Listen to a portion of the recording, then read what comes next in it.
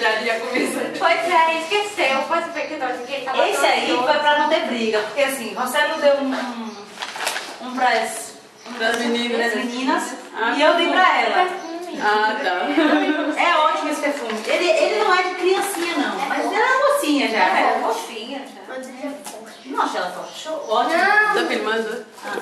É mais assim, uma mocinha adolescentezinha, mas dá pra usar. Ficou massa. Quem arrumou tudo? Me conta. Foi só Foi José? É? Ah, também. Então foi Quem você. fez as cores de volta? Ficou lindo. Lindo. Você editou em shows, vai. Vou mandar pro avô dela.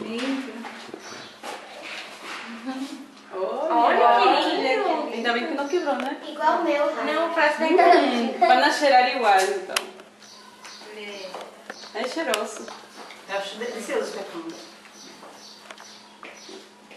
E aí eu colocou. Todo mundo esse ano ficou de boticário nessa casa. Todo mundo ficou de boticário.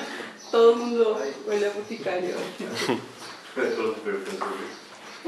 A gente demorou, foi? Tô cheirando. Mas aí eu queria que demorasse mais, porque a gente não teve como se organizar direito. Quando chegou, eu com a bola na mão, o Rossello com as bandejas, eu não consegui dar frente.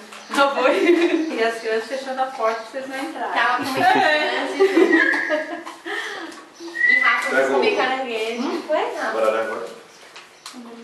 Que linda a sua E a festa. Rafaela só chega. A primeira coisa que é comer camarão ou caranguejo. A Rafaela demorou. Tem que acender pra ela passar.